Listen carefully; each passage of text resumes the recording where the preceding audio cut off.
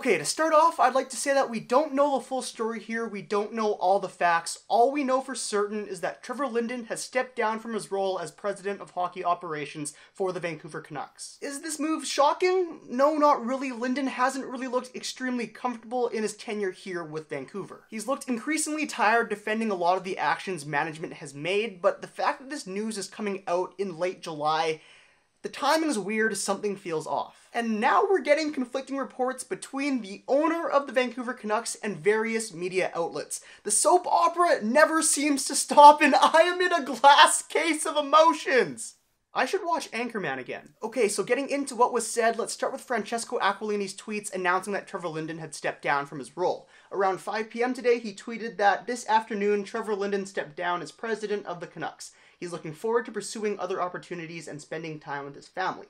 Further down that tweet chain, he said, "A rebuild is a long, slow, gradual process. Everybody needs to be united behind the same vision and pulling in the same direction."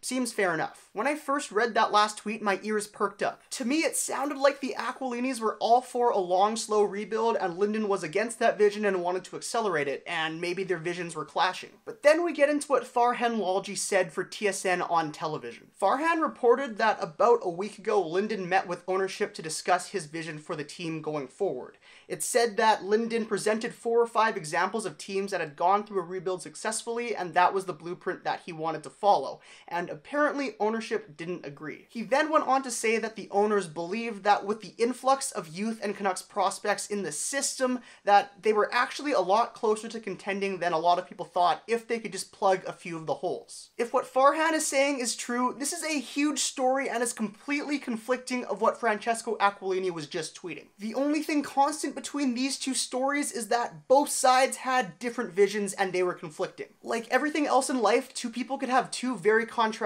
views of a story, and really the truth is somewhere in the middle. We really don't know the inner workings of what's going on right now, but we have been consistently getting mixed messages throughout Trevor Linden's tenure, and that what's happening today is no different. The only other piece of news that we know as fact is that Jim Benning will be assuming the roles of Trevor Linden as he will become the president of hockey operations while the Aquilinis look for a new president. I can see them likely wanting to assess how Benning does with free reign before going out and finding a new president, unless they find someone that they absolutely love.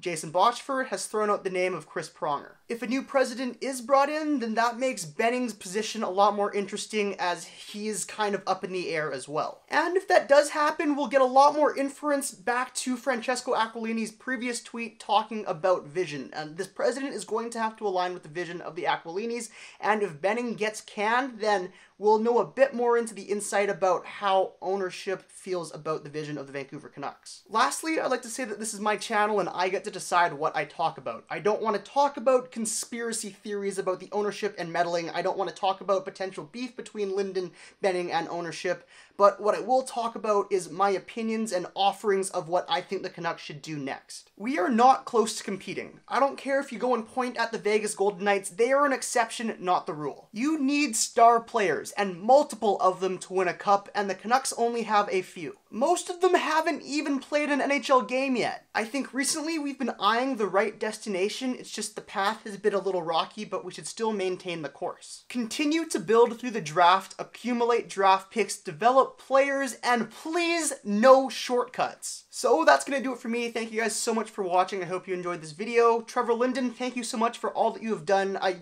truly believe you have left the Canucks in a better place than you found it. And with that being said, yeah, if you're new to the channel, please consider hitting subscribe and joining us on this Canucks soap opera. How is this real life? Like, I don't even know. But with that being said, we are all in this together.